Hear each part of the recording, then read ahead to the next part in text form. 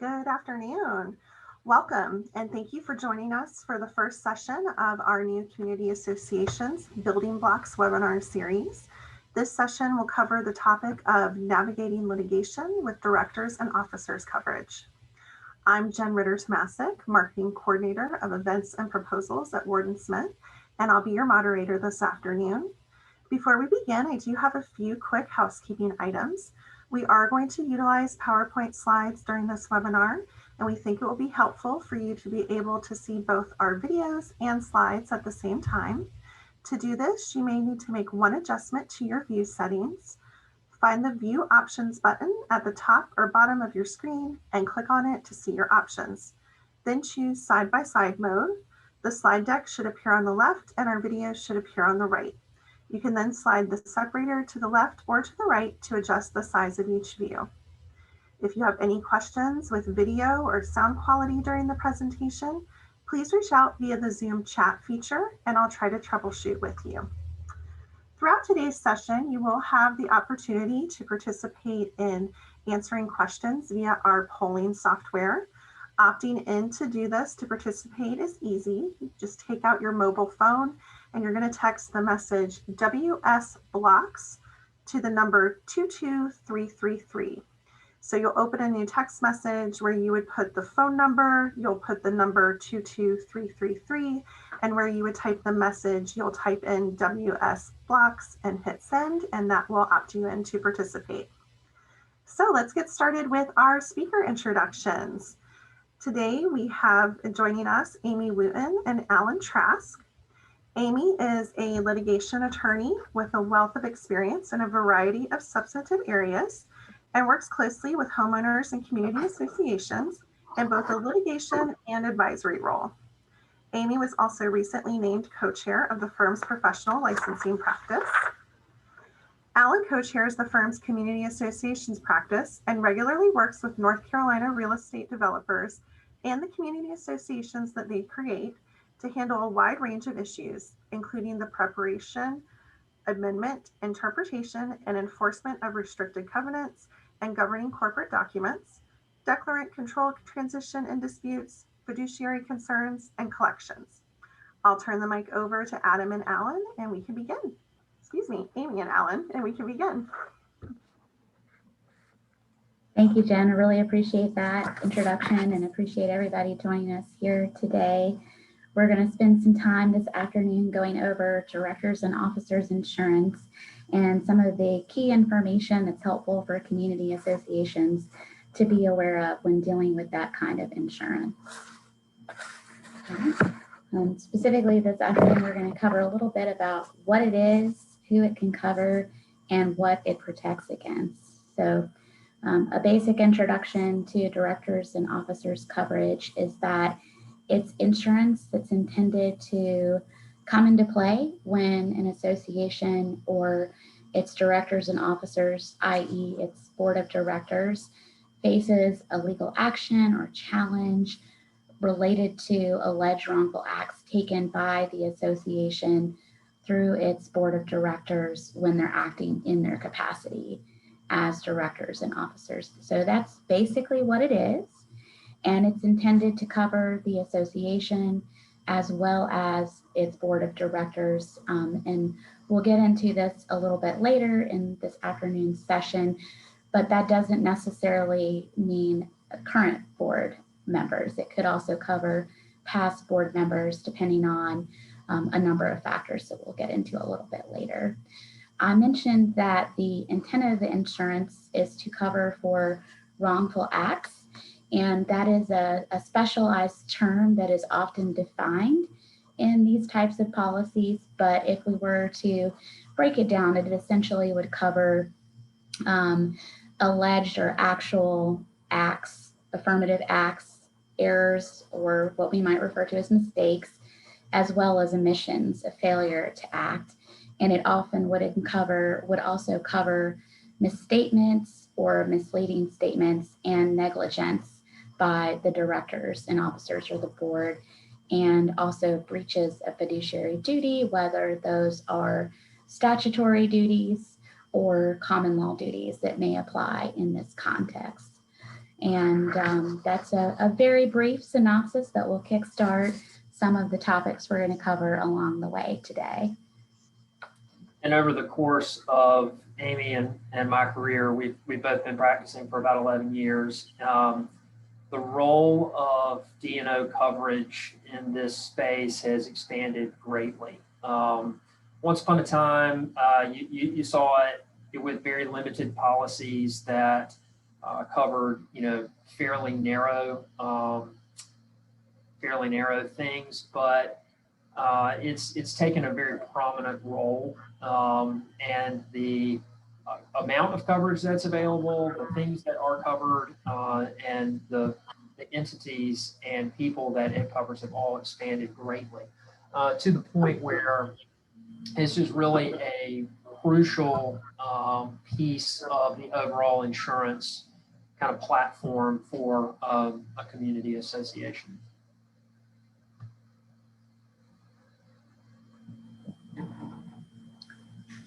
All right. When you're thinking about directors and officers insurance, there's really two buckets of coverage that these types of policies provide. And we'll talk a little bit about each of those today. One of those buckets is the duty to defend, and the other is the duty to indemnify.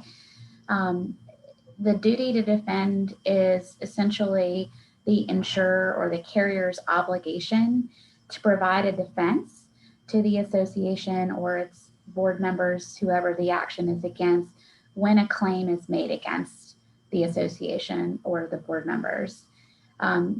This is an important distinction from the duty to indemnify, because this obligation by the carrier is broader than its obligation to provide indemnity under the policy. So there can be circumstances where the carrier has an obligation to come in and defend the association. Let's say there's a lawsuit for breach of fiduciary duty that's brought against the association and its directors, its board members. The carrier may be obligated under the terms of the policy to provide defense costs to cover those expenses in defending the litigation, but there may be a particular exclusion in the policy that would lead to a result where the carrier doesn't owe the judgment that might come out of that lawsuit on behalf of the association or its board members.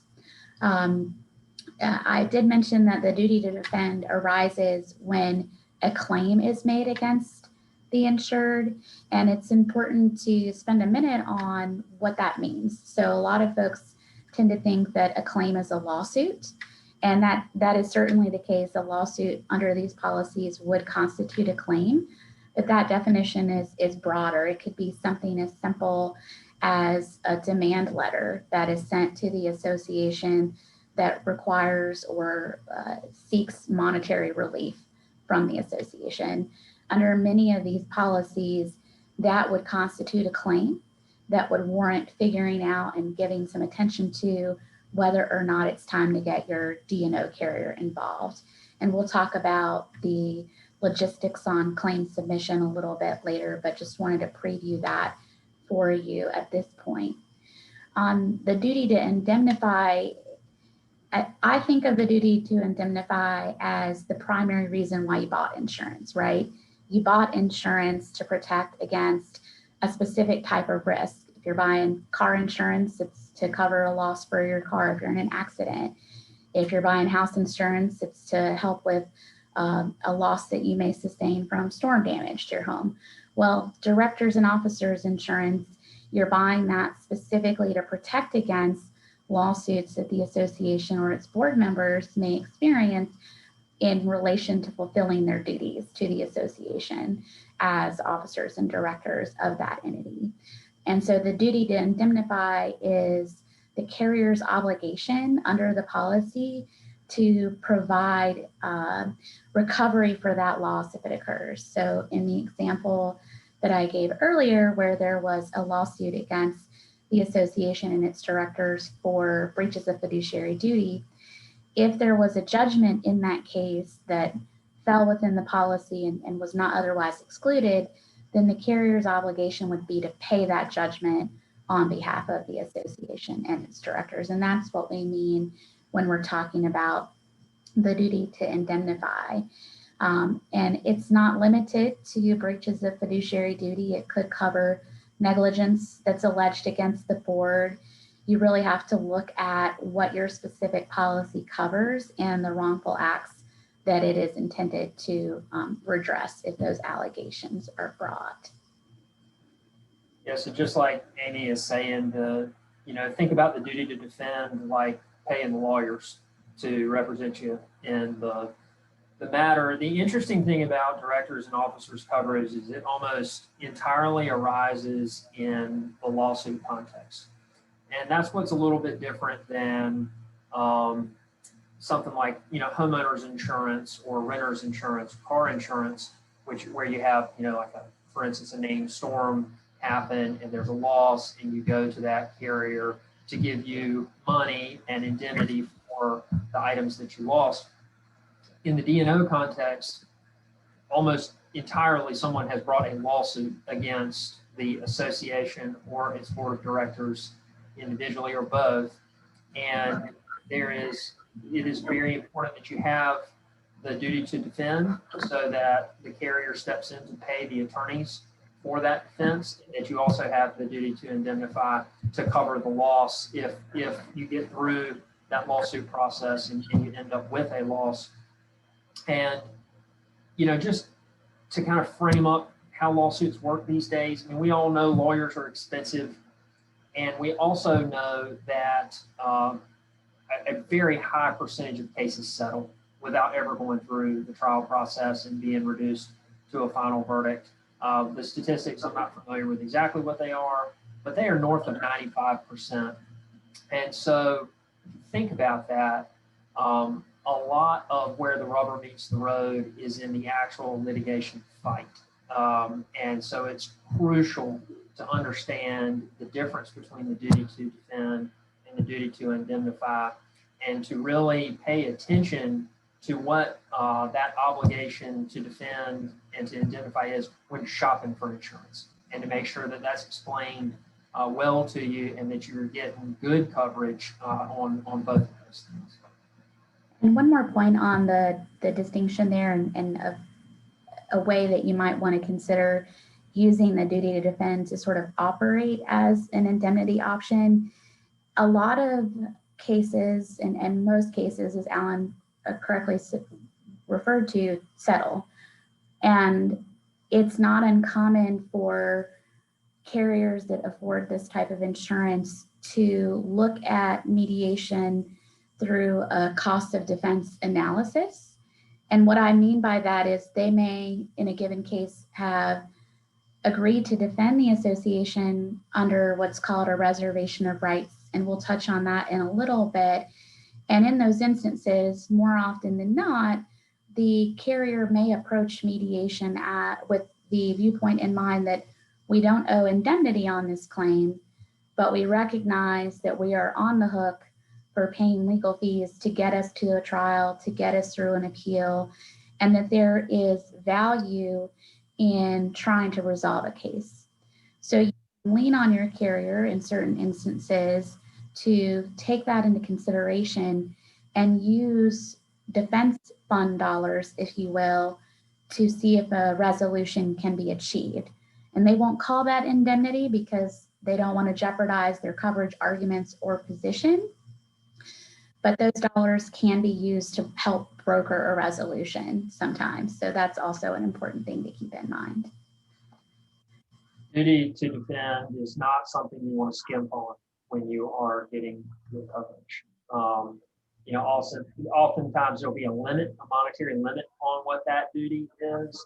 And you can imagine that you don't want that limit to be $25,000 or something along those lines. You want to have a good, healthy limit to that obligation. All right. You can see on the slide, the next thing here is claims first made and reported policies. We're going to spend some time talking about this in more detail later in the presentation, but wanted to go ahead and introduce the concept to you at this juncture, because the reality is that today, most D&O policies are what's known in the insurance world as claims first made and reported policies. And they tend to include language similar to the notice that you see here. And again, we'll circle back to this shortly. But this is a very crucial point to keep in mind, because if your policy is in fact a claims first made and reported policy, you have to follow to a T the instructions that come with that in order to bring yourself within the coverage and to not have the claim denied. So we'll circle back to that, but just keep in the back of your mind that most of these policies are claims first made and reported policies, and that has some significance for how a claim gets submitted, when a claim gets submitted, and what that would look like.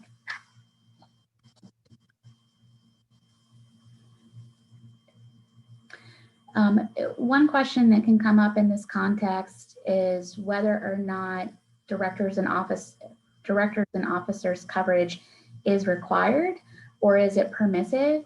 And the North Carolina statutes that are applicable to this question and context are the Nonprofit Act, the Community Association and Planned Community Act, and each of these specifically make provision for the corporation, the nonprofit corporation, to be able to purchase insurance on behalf of itself, on behalf of an individual who is or was a director, officer, committee member, employee, or agent of the corporation for the purpose of covering liability that's asserted against that director or officer when they are acting in their capacity as a director or officer. And this is similar language utilized in the different statutes that makes it permissive. You probably heard a little emphasis on the who is or was a director, and I touched on that a little bit earlier, but if a claim comes up against the association and it identifies as defendants some of its former board members, there may be coverage available, and probably would be coverage of some sort available to that former officer, board member under the company's directors and officers insurance. So it's important to not jump to the conclusion that because that individual is no longer serving on the board, that they are necessarily excluded from the benefits of that directors and officers coverage. And that's important because you could see a situation where a director and officer who's no longer serving on the board thinks that they're not part of that policy, or the association thinks that, doesn't advise them of the availability of the potential insurance coverage, and that person doesn't necessarily have the financial means to defend the case, and they allow an entry of default to be taken against them. That can be prejudicial to the association as a whole, because those allegations in the suit, if they are predicated on negligence by that board member, could potentially be imputed to the association. So there are some considerations there on making sure you are going through the analysis of who comes within the purview of that particular policy. Just to give you maybe like a quick war story on that, we represented an individual who was president of a board of directors, and he left the board and was sued by a member of the community for actions that happened while he was on the board. And the board of directors that was left behind generally endorsed the individual bringing the lawsuit, even though they didn't themselves bring it on behalf of the association. What they didn't realize is that he was covered under the directors and officers coverage. So he tendered the lawsuit to the carrier. The carrier picked it up, but because the association was the primary insured, the association actually had to pay the deductible. And in that case, the deductible was $50,000. And so the way that worked is that the association had to pay the first $50,000 of his legal defense. And so it quickly backfired, because the board and this individual out in the community did not appreciate that this former board member was someone who was covered under the policy. And when you think about why an association needs this type of coverage, there are a number of reasons, and I'll speak to a couple of those, and Alan may chime in with some additional, but one of the reasons that you need it is it's really important to have that if you want to attract quality, sophisticated board members. I don't know too many folks who would volunteer to join an association as a board member when they don't have any cover to protect them from situations like this. So it can factor into that decision as to whether or not somebody wants to volunteer to be a board member.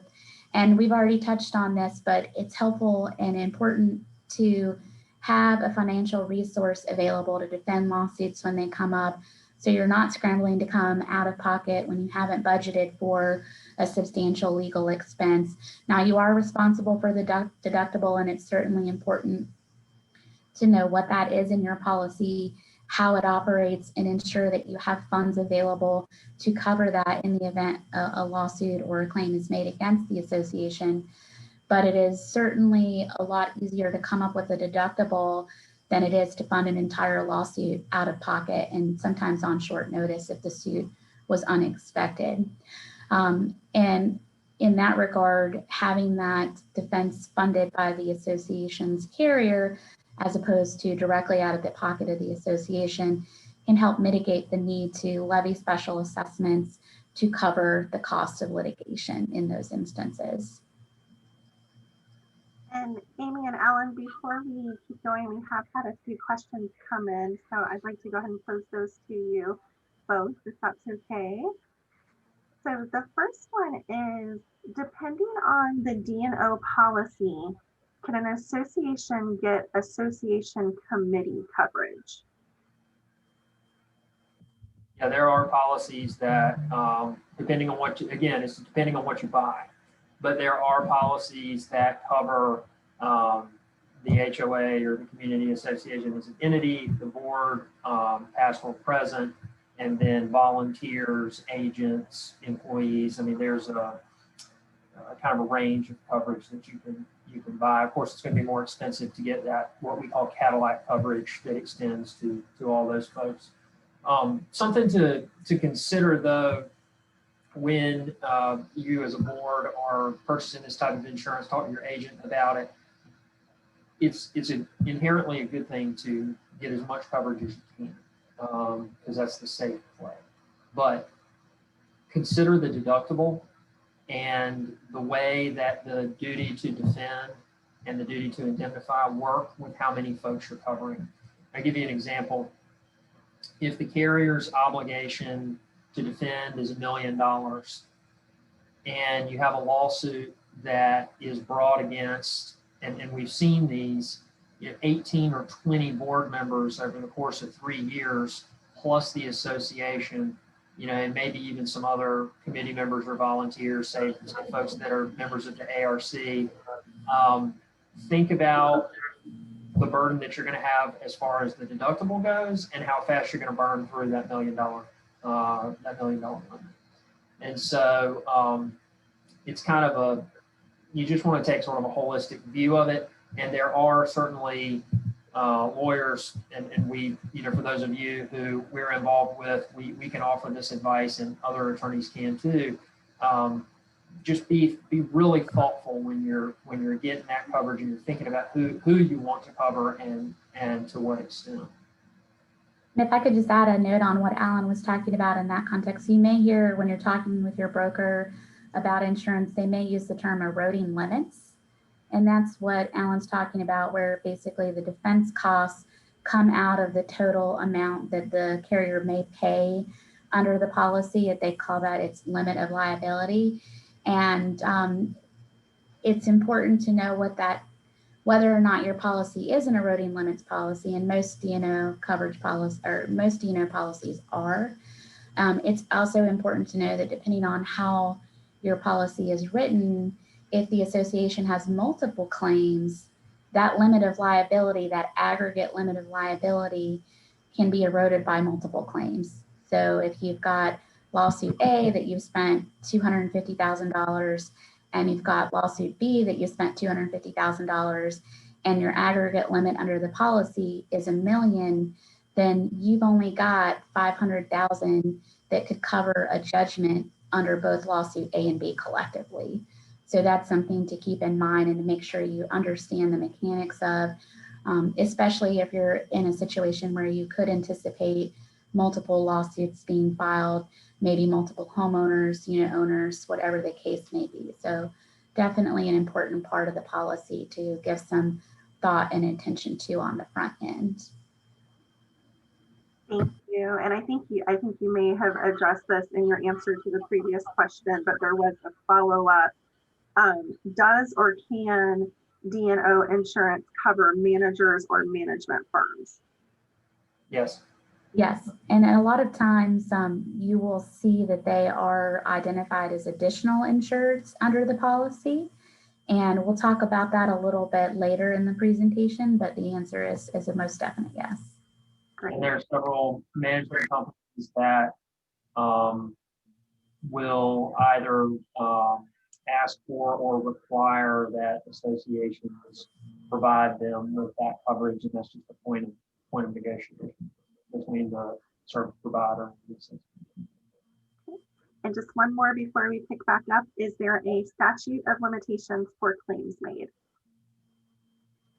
There's usually a limit in the policy itself, if I'm correct. And so there's why you want to be so sensitive about, like Amy said, about when you receive a demand letter or a lawsuit or anything that even remotely looks like a claim.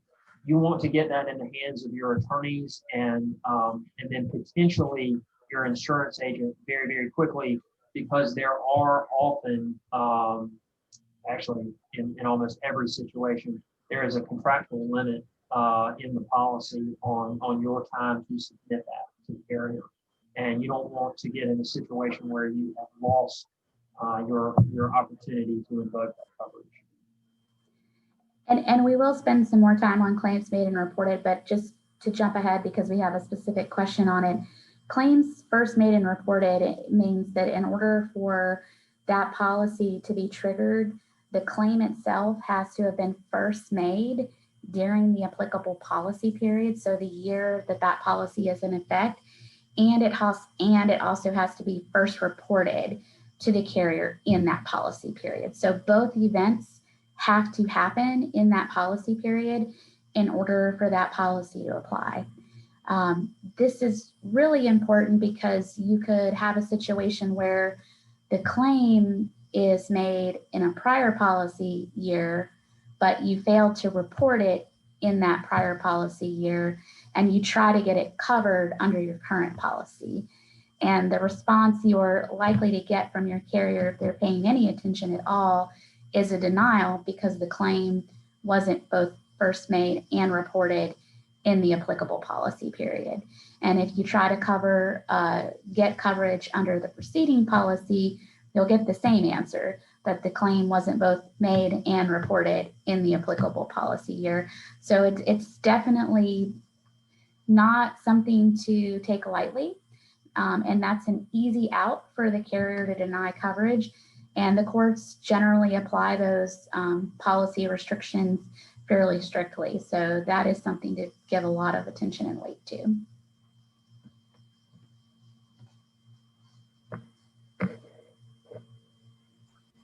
On the why do associations need it, the other thing that I would just add is, there are several protections in North Carolina for boards of directors making decisions on behalf of the company. We have what's called the business judgment rule that allows boards to exercise their business judgment, and as long as they're acting in good faith, those decisions are generally protected.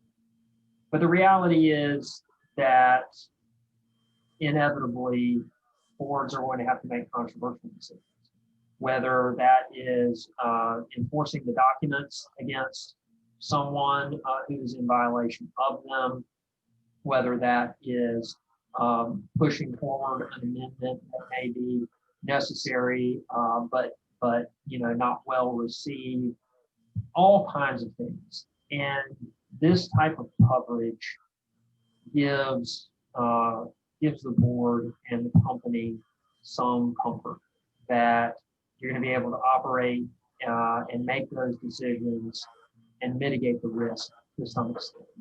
And there are also things that sometimes need to be tested for. Quite frankly, the idea that court only comes up in a situation where there's one person wrong and one person right is just not true. Some lawsuits make sense, and sometimes it's actually good for a board to have things in court and to have a judicial decision one way or the other.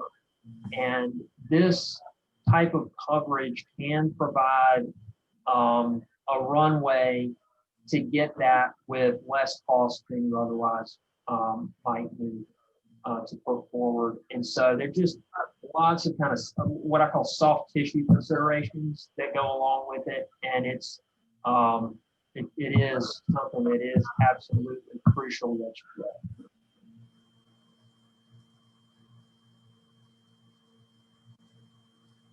All right, we're going to spend a few minutes talking about things to consider when you're shopping the coverage, when you're shopping for D&O coverage. And I believe we're set up as polling, so we would like to present to the group and get feedback on this. But first, we want to get some information on when you renew. And it looks like most of you renew in the winter. It's good to know. All right.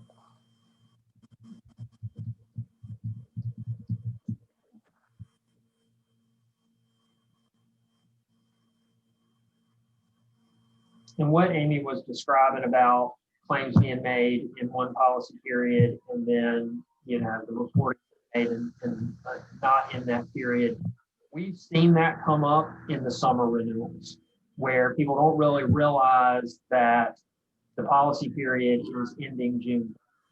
And so doesn't seem like anybody here is dealing with that type of period, but it is something to be real careful about.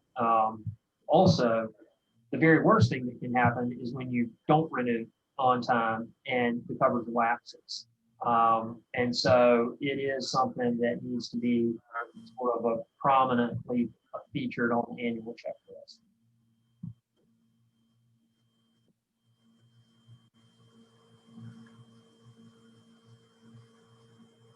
All right.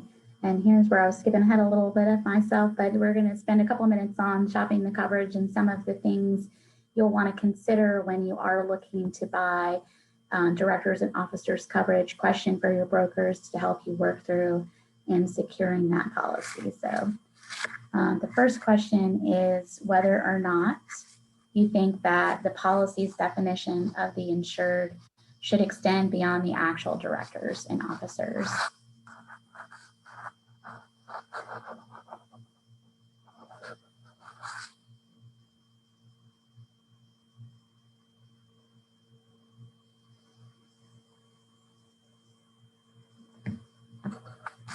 Right.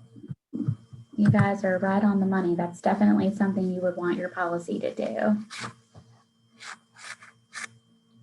But do keep in mind what it means when it does. So when it does cover more people, just be mindful of how, like we mentioned earlier, that affects your deductible, that affects your claims made history, and we'll talk more about that a little bit later, and affects your policy limits and duty to defend limits.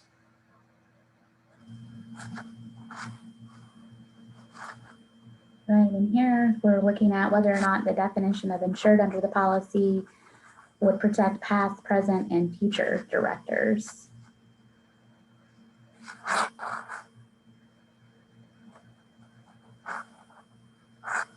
Got it. Most of the time it does, but you certainly want to give some consideration to the policy language that's presented for consideration and whether or not it does have a definition of insured that's broad enough to accomplish that. And some of the same considerations that Alan was mentioning with respect to the prior slide would apply here in terms of impact on deductible and erosion of limits in the event of a claim that may involve multiple folks. Those types of considerations still applicable here. And we'll tell you where this comes up all the time is where folks have gotten D&O coverage as a simple rider alongside their general liability policy. So it's like a 1 or 3 page rider that's kind of stapled in the back. Those types of policies or riders, as you might imagine, have more limitations on them than getting a full-on standalone policy. And so just be aware of that. If you currently have or offer D&O coverage as just a simple rider on another policy versus seeking out a whole kind of standalone policy, you can have a little bit more faith that that standalone policy is going to do things like protect your past and present boards of, members of the board.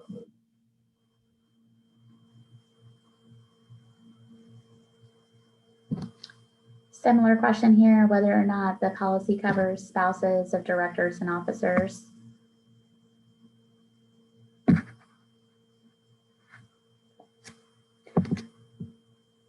Oh, split evenly on this one across the board. It's one of the things that you can negotiate for, and similar considerations come to bear here. That's really something that you have to give due consideration to when you're looking at what exactly you want the scope of the coverage to be. And it can be a helpful thing to have that added into the policy. But again, it may be less likely to occur if it is a situation where you're adding on that coverage versus purchasing an independent policy that is geared towards and intended to cover directors and officers' risks.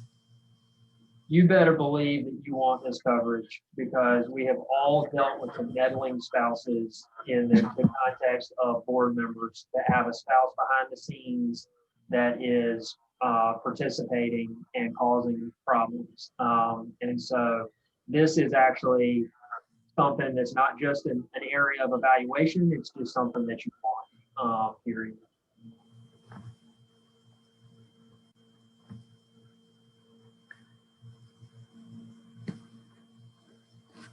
And this one, sort of self-explanatory, whether or not the policy should provide a defense to claims and lawsuits as opposed to just reimbursing for such costs. And again, you're right on the money, 100%. I can think of no scenario where it would be beneficial to not have that coverage brought into your policy or not have it be a part of that. Most policies are going to include that, but it is imperative for all the reasons we discussed earlier on why you would want to have the policy jump in to provide those defense dollars. Again, that is going to be subject to the deductible, which the association will need to meet, but having to come out of pocket $25,000, $50,000, whatever your deductible may be, is a whole lot better than having to fund the full brunt of the legal costs of litigating a case to its conclusion, which can be a short experience, but more often than not, they can be a drawn out process that could take a year, 2 years, or more.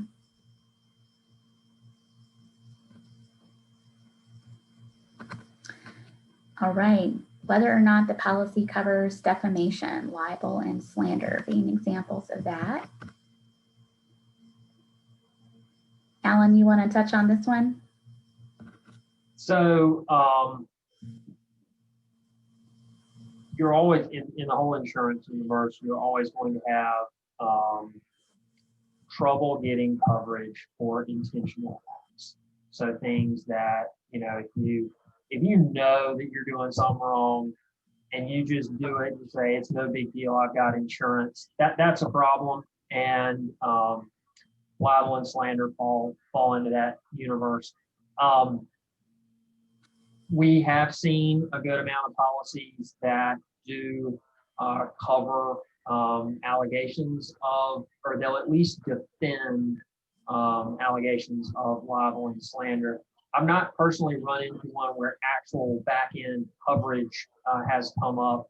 I have seen carriers that will decline coverage or reserve their rights to decline coverage for defamation because intent is, a part of defamation.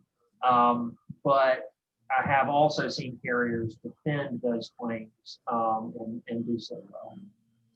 And sometimes the way the policies will address what kind of bleeds over into the world of intentional torts, if you will, they'll treat them similar to fraud, which is excluded, or misrepresentation, which is generally excluded from coverage. But a lot of times the way the policy handles that is they will afford a defense and will not decline to provide that until there's an adjudication that you've actually engaged in the intentional conduct. So that's something to look into as to whether your policy handles it in that particular way.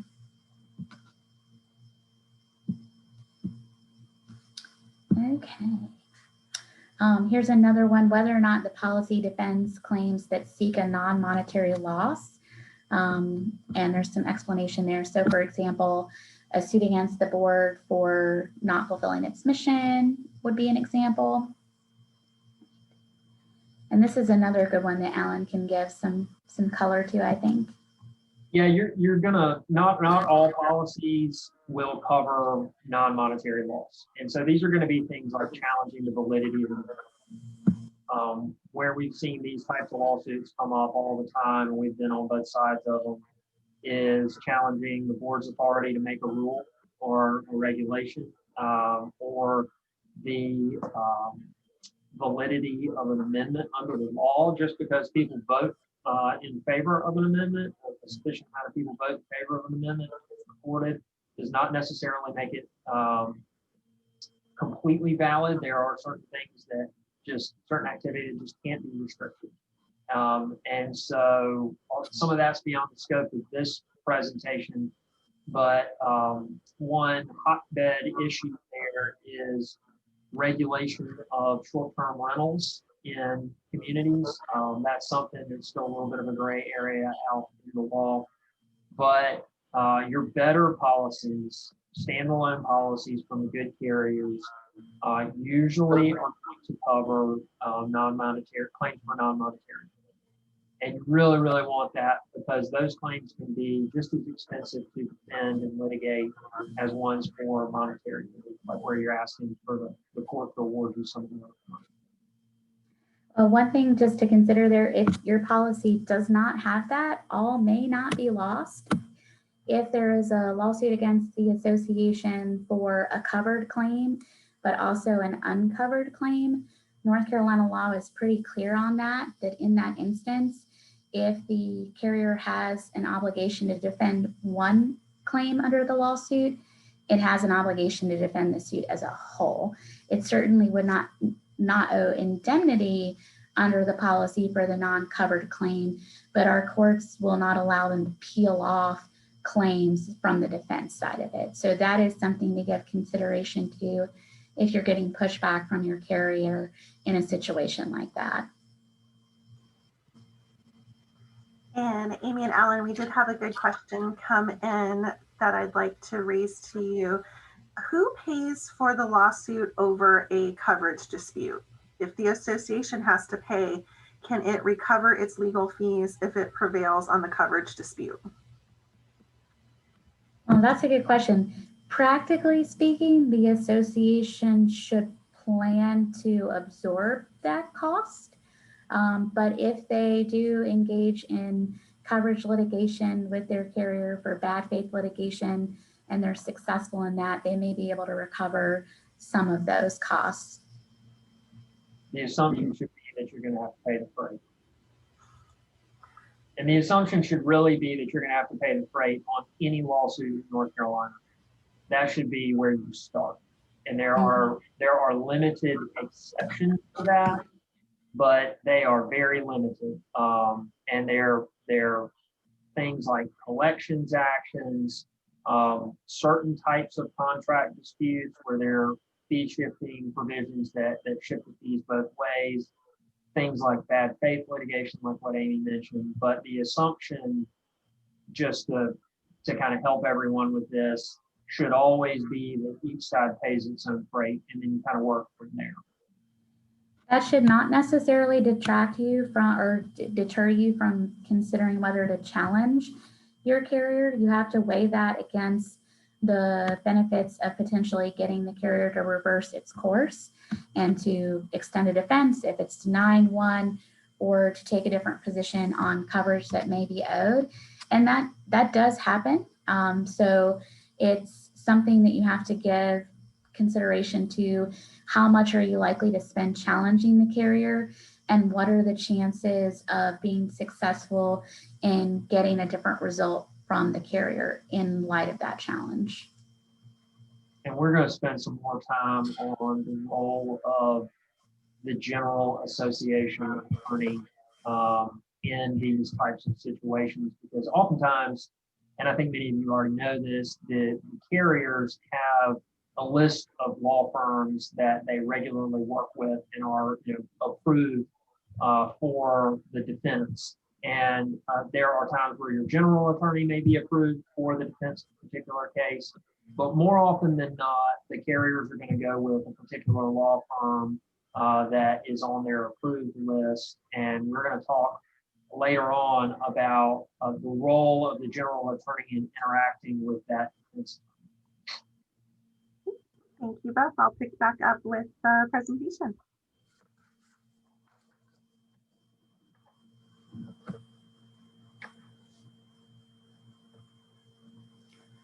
Right, and this one is dealing with whether or not the policy may provide coverage or defense for failing to maintain or obtain insurance.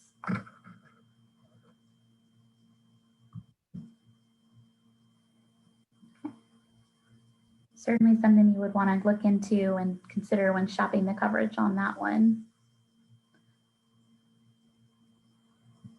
And this is a good that's a good point about how a D&O case can come up in connection with another type of loss. So say the board has, for the last 30 years, gotten the same level of coverage for casualty for a named storm or something along those lines. Then you actually have a big named storm, and it turns out you don't have enough coverage. You're going to want that D&O coverage to cover that omission or that lack of action. And so that's how sort of those two policies can work together. Something to keep in mind. Just another reason to have good D&O coverage.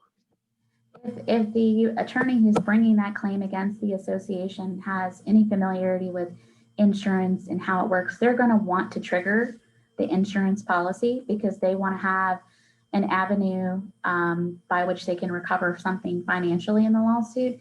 So what they will do is they will tie that failure to the magic words breach of fiduciary duty or negligence or some other language that hopefully will at a minimum trigger a duty to defend under the policy. So just because the policy may not explicitly provide that kind of coverage doesn't mean it may not come in some other way.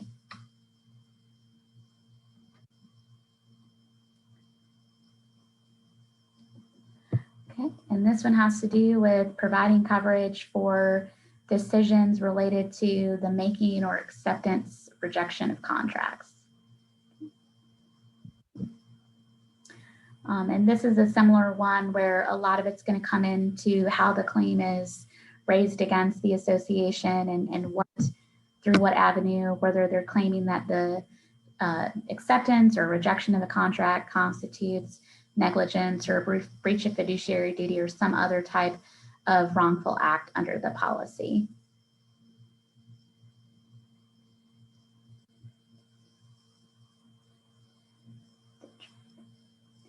Okay, this one is a little bit different, but it has to do with whether or not the insurer may provide the company or the association with risk management advice. A lot of insurers have started to do this, and the reason they do that is because it helps them mitigate the chance of the risk of loss on a policy if they spend some time educating the association on key issues that the carrier may see and encounter with its insureds.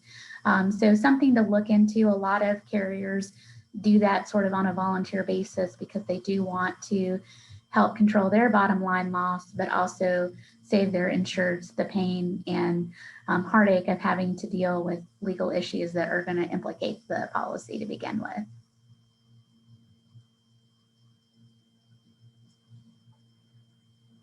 Okay, we touched on this one a little bit earlier.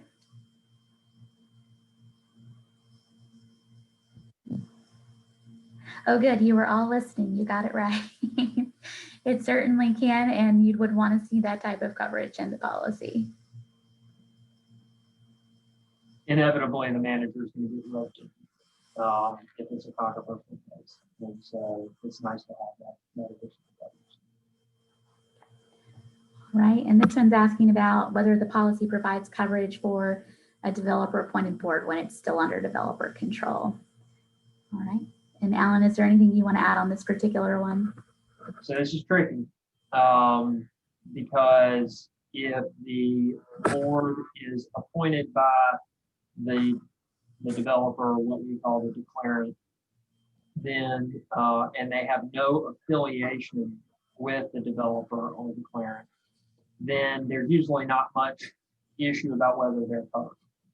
But if the board member is appointed by, or excuse me, has an affiliation with the developer or declarant, there are some policies that exclude coverage for those individuals. So if you've got like the president of the developer who is also the president of his board, then you want to be careful about that and look and see exactly what the policy is.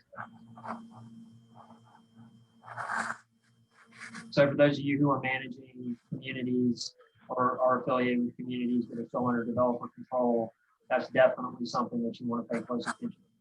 I'm not aware of any outright coverage that would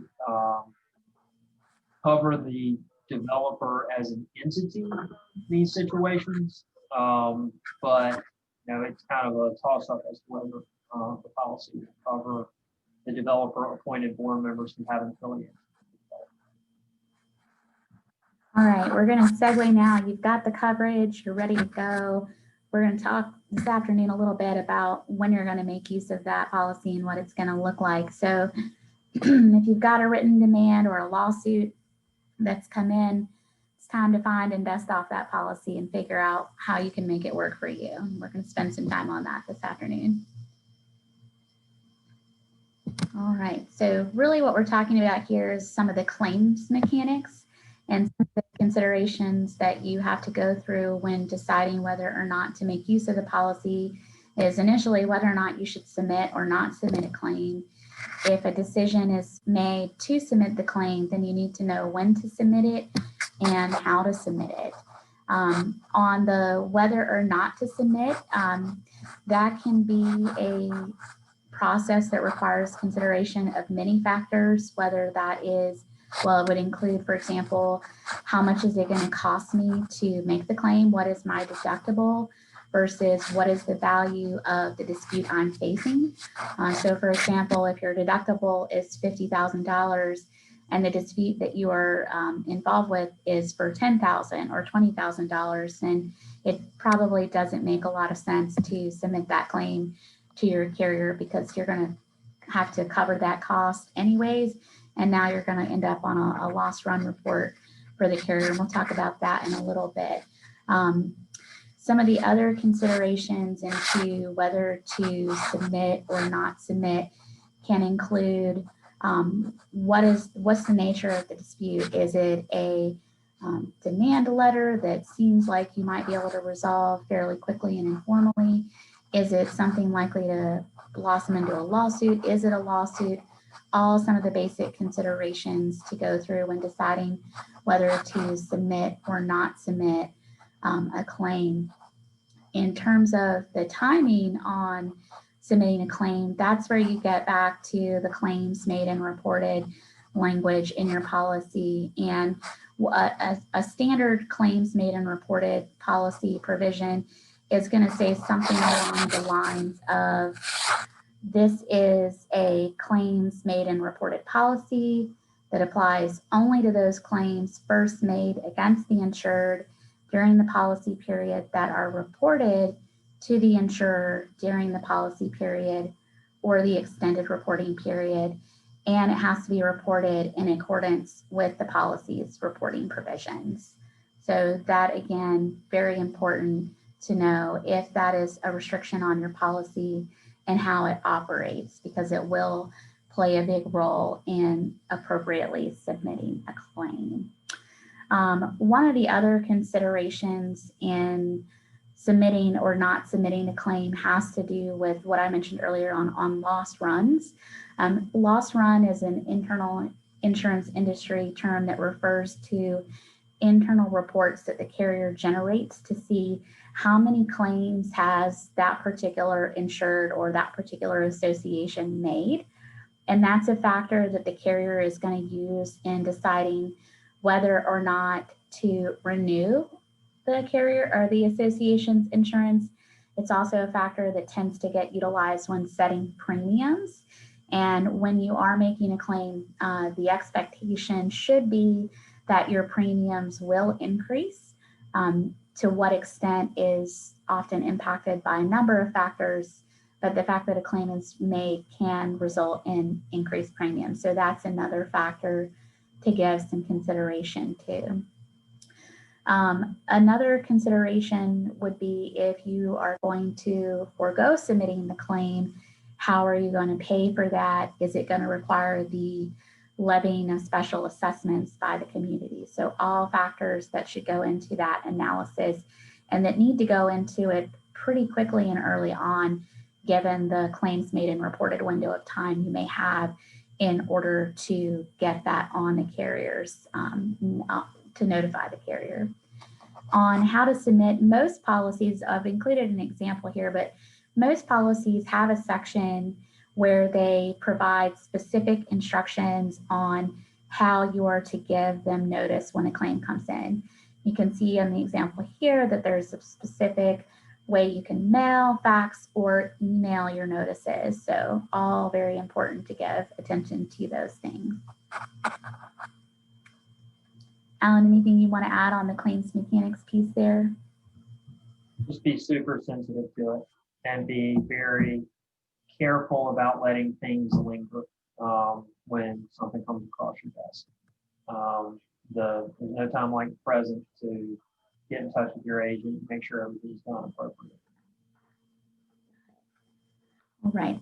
So assuming you've made the decision to submit a claim to the carrier, the next thing to give some consideration to is what happens when the carrier responds and what do you do in response. And there's really sort of three responses that you may see from the carrier. One is a denial.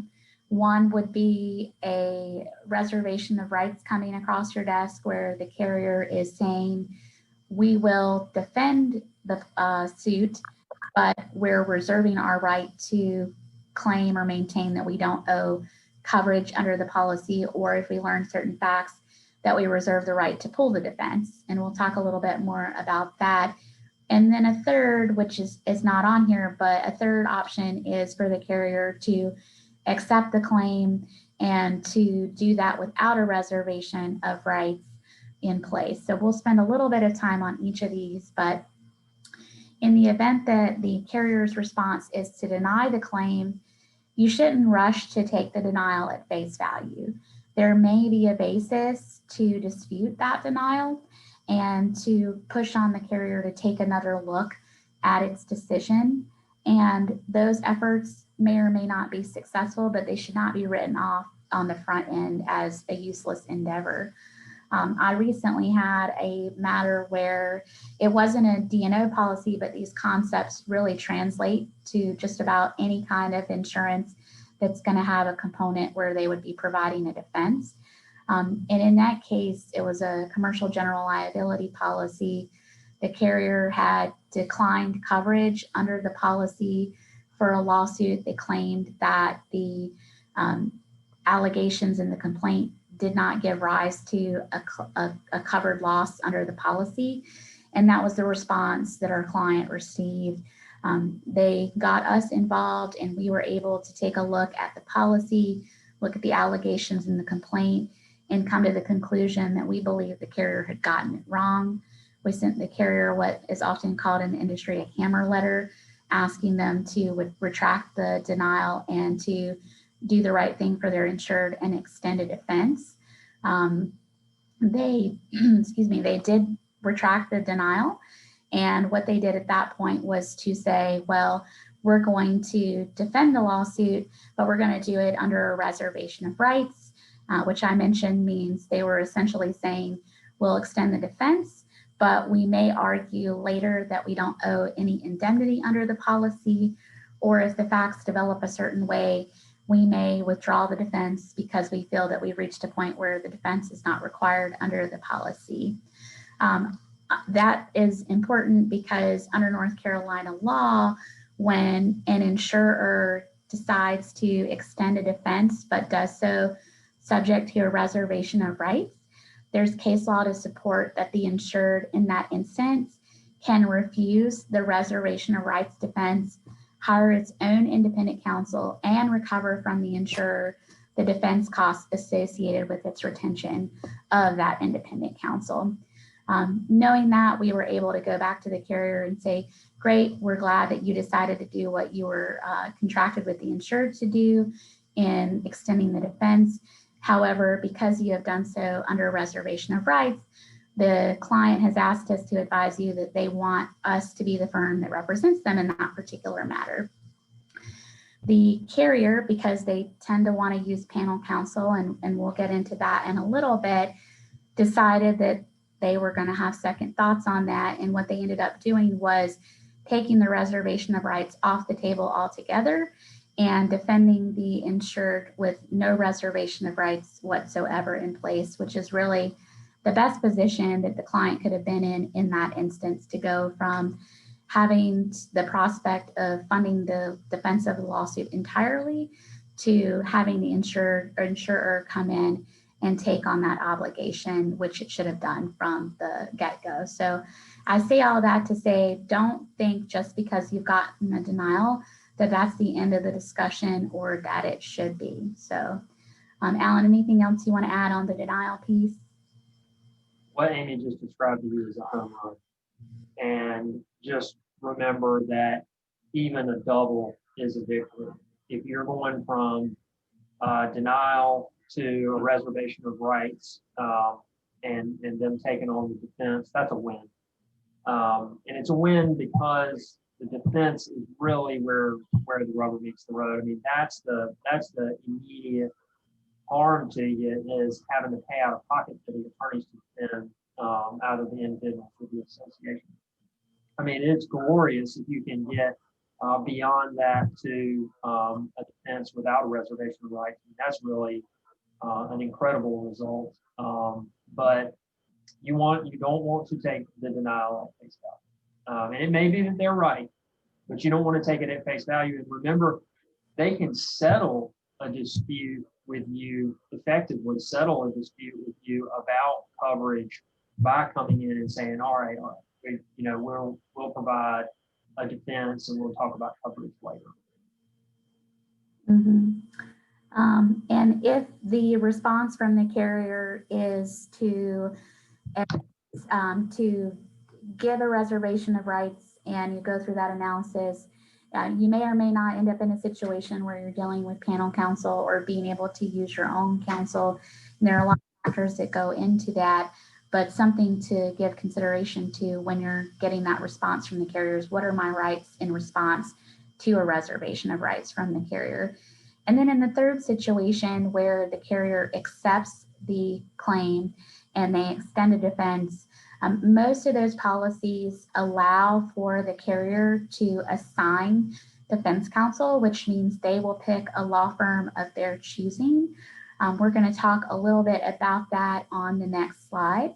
But while Jen is transitioning us there, most carriers have contracts in place with certain law firms who do a lot of insurance defense work, and they are attorneys who have a contractual relationship with the carrier that allows for the carrier to negotiate lower rates in exchange for a higher volume practice for the attorney, because they're going to get those claims as a direct feed from the carrier.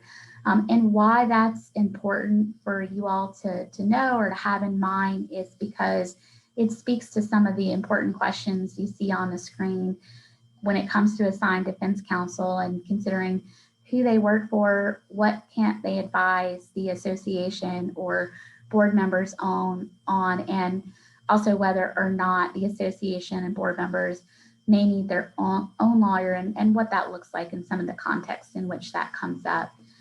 On the question of who assigned defense counsel works for, under North Carolina law, they technically work for both the insured and the insurer. So they're representing the insurance company and they're representing the association and or the board members if the suit is against both of those. What the defense counsel who's assigned can't advise you on is coverage. So if a coverage dispute between the carrier and the association comes up in the context of the litigation, the association cannot look to its assigned defense counsel to advise it on how to deal with the carrier on coverage questions, what's included in the policy, how an exclusion may work. Any of that they can't weigh into because it creates a conflict of interest for that attorney. And so if you've had that experience before, it can understandably be a frustrating one to hear that your attorney can't advise you on something, but it may help to have a little context for why that is the case. The flip side of that is assigned defense counsel also shouldn't be advising the carrier on coverage either. So there's that to consider. Alan, would you get us started on some of the reasons why the association or directors may need their own lawyer and some of the context where that comes up? Yeah, absolutely. So generally speaking, it's my opinion and advice that the association have its own attorney involved before a claim is made, to be there, to figure out what to do with the claim and to stay involved throughout any case that may arise. Look, it sounds self-serving, especially since we serve in that role often, but there's so many considerations, and this is an area that insurance coverage in general, especially D&O coverage, is just not an area that a lot of folks see every day and are familiar with. And so I think it's very important. We've talked about a lot of the reasons why, but just to run through some of the things. In determining whether a claim should be made, the attorneys can help you understand the impact of doing so, how the deductible is going to be shifted around. They can advise on who in the panel counsel pool is a good choice so that you actually have a good, strong defense attorney involved. And you're going to want, if you have general counsel involved, you're going to want a good, strong defense attorney who works well with your general counsel too, where everybody understands everybody's roles. And the insurance defense counsel looks at the general counsel as a resource and not as some form of competition. Because you can have a good relationship. You can make for a strong team in defending the association. And we often serve in that role, and it can offer not only history, but some behind the scenes kind of help for the insurance defense counsel. Another thing to consider, insurance defense counsel are to defend claims, but there are quite often situations where the association needs to file counterclaims. Give you a good example. If someone is being fined for instance, installing plastic grass in their yard and it's not approved, which is one of my cases that would absorb 3 years of my life. But we had a situation where someone was being fined for that. They brought a lawsuit against the association and its board of directors and its ARC members and everyone else they could think of. And insurance did step in to defend that. But there was also a past due balance that was due on the funds, and there was a lien claim. And the insurance defense counsel did not have the authority for the carrier to file those counterclaims. And so the association's counsel, us in that situation, had to file those counterclaims to prosecute those. And we ran alongside the insurance defense counsel throughout it, and we were a team. And it's just, that often comes up, especially if you're dealing with any kind of enforcement situation. We've talked a lot about how the association and the carrier are sort of tenuous friends. And so you're really in contract with the insurer. And there are times in that where you're going to need advice on the rights as the association. And I'll give you an example. Say the association or the carrier is defending under a reservation of rights. You get the mediation. The carrier thinks they've got $50,000 left in defense costs. And so all they're willing to put on the mediation table is, a portion of that. If the association has its own counsel that's participating and knows about the case and has been along the way, it may be that the association's general counsel can help the carrier understand that not only is the case going to cost more than that, but also that the carrier has real exposure on coverage if the association is to lose the case. And so I have been part of, several of our attorneys here have been part of mediations where the plaintiff and the defendants have a mediation going on, and behind the scenes, the association and its carriers have a mediation going on. And in that situation, the association's counsel and the carrier's coverage counsel, which you rarely hear from, are usually the ones negotiating that. The insurance defense counsel has to step to the side and can't advise either party. Then if you get, pushing it on further down the line, if the association or board or whoever the defendants are actually lose the case and say there's no appeal, or you get on the other side of the appeal and you lose, then you've got a real deal coverage situation, and potentially, and we've seen this several times, another lawsuit that the association files against the carrier to get coverage for that judgment. And so before, during, and after the case, there's a role for the association general counsel. And I've burned through that. There's some things that we, of course, have left out, but all things to keep in mind, all good reasons that the association should have its lawyer involved in the process. And a couple of other points on that before we move on. One thing that is helpful to consider is what the lawsuit is about. So, for example, if the lawsuit is about money and the resolution is something that can be resolved with money, then the insurance carrier is going to take a heightened level of interest in that because the money is coming from them more likely than not, whether that's through settlement or indemnity.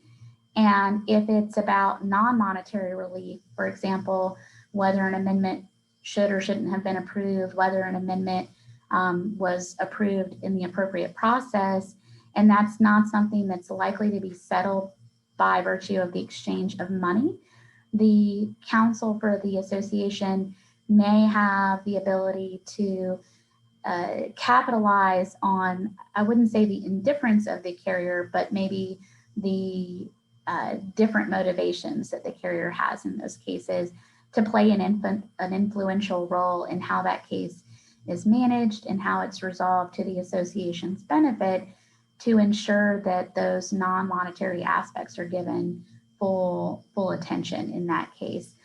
One other thing we haven't really talked about today, we focused on the defense posture and how D&O coverage comes in, and when your attorney, maybe your association counsel may be involved. But it's also helpful to realize that sometimes D&O policies are triggered because the lawsuit was actually initiated by the association, and the response to that lawsuit was a counterclaim by the defendant that triggers the directors and officers coverage, which then in turn leads to assigned defense counsel entering stage left and then having to navigate that relationship. Sometimes in those instances, you might have some success influencing the carrier's decision to allow your association counsel to serve the full role of that case. Sometimes you're not, and it may end up where you're working with the association counsel to prosecute your claims and then assign defense counsel to defend those claims. So that's another area where you may see some overlap in attorney coverage on those cases. Throw that in there as we move on to talking about some of the litigation considerations. We've touched on some of these. For example, Alan did a great job of introducing where it becomes important in the mediation settlement context to understand where association counsel can add value. I mentioned before that assigned defense counsel cannot get into coverage matters. And a lot of times in these mediations, as Alan mentioned, there are sort of two parallel tracks of negotiations going on, one in an effort to resolve the case between the parties, and then one between the insurance company and the association if the carrier has decided to defend under a reservation of rights. A lot of times at mediation, that is where they will try to mitigate their potential payout to resolve the case by raising coverage considerations and concerns. And those are considerations and concerns that assigned defense counsel is not able to speak to and not able to help you shepherd your way through. So having giving consideration to whether or not you should involve association counsel, at least in that process, is something to give some thought to and where they can add value there. Another piece of it for the litigation considerations that may not be obvious or apparent to the insureds in these contexts is communications and what that looks like in a case. And because the assigned defense counsel represents both the carrier and the insured in these contexts, there is often a level of communication that's happening between the assigned defense counsel and the carrier that the association or the board members may not be privy to. Assigned defense counsel for many carriers have specific reporting requirements throughout the life of the case where they are giving information to the insurance company about how they evaluate the claim, where they see the exposures and risk, where they see good facts, bad facts, you name it. They're in communications with the carrier about that because they're required to under the terms of those panel contracts that they have with the insurance company. A lot of times that reporting will come at key stages in the litigation, at the beginning of the case to provide the carrier with some context of the preliminary evaluation. Often another report will come just before mediation to help the carrier evaluate how it should participate, and then also at trial. And there may be smaller other reporting instances that come along the way, summarizing key depositions, talking about how dispositive motions are handled.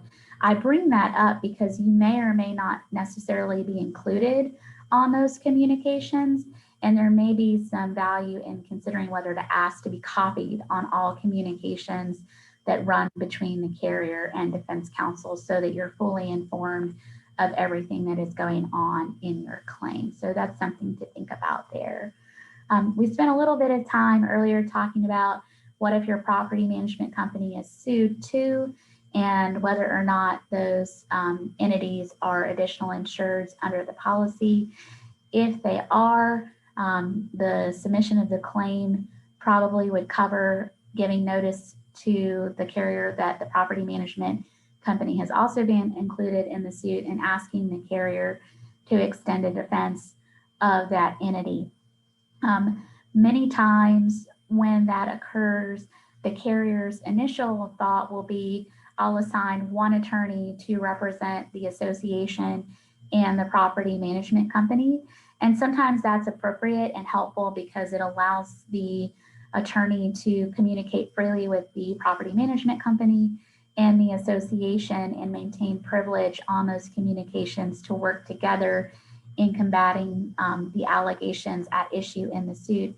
But there can also be instances where there could be a potential for a divergence of interest between the association and the property management company. So there are certain situations where the insurance company may ultimately assign two different sets of attorneys, one to represent the property management company, one to represent the association. And that's important because it gets again to issues related to the erosion of policy limits and what that looks like and how that can impact what may be available to cover an eventual judgment in a case. So, Alan, is there anything you want to add on that piece? No, I think that just about covers it. All right. Great. Well, those are the talking points that we wanted to cover today. Jen, are there any other questions on the board for us? There are. So we have one final question for you. And it is, are there situations where the board of director members may be personally responsible for their actions as a board of director member? So yes. Yes. I mean, there are. Especially things done with intentional harm, targeting folks, intentional torts, those sorts of things. Those are things that the board can be held personally responsible for. I have not seen that. I've never seen it make it that far in my practice. I have been concerned about it. There was one situation where we defended a board member. There was no coverage in this situation. They did not have directors and officers coverage. There was a questionable enforcement of a violation of the governing documents, and we were worried about it. And the enforcement resulted in a lien that was filed, which was filed very close in time to the potential sale of the home. And the allegations were that the lien was filed solely to mess up the sale. And the facts were concerning. And that was a situation where we were concerned that the individual may have some exposure. That case did get resolved, but there are some situations where board members can be individually liable for their actions. Having said that, there is a lot of protection for board members as they make decisions on behalf of the association and as they kind of tackle their duties. As long as you're acting in good faith, you've got some business judgment protections there. And then there's also immunity in North Carolina law. Then several associations have it in their articles of incorporation where the association will actually indemnify the board member for any action taken on behalf of the association that has resulted in liability for the board member. So it's a complicated situation, but the answer to the question is yes, there are situations where the individual board member can be held responsible. Thank you, Alan. And while you were answering that question, we did have one come in. And since we've got a couple of minutes left, I'll go ahead and let you guys answer that one. It's if you have board members that are doing work on property they are not skilled to do, and it ends up causing additional damage or an injury to them or others, is the community liable for those items? Potentially, if they're being done on behalf of the association.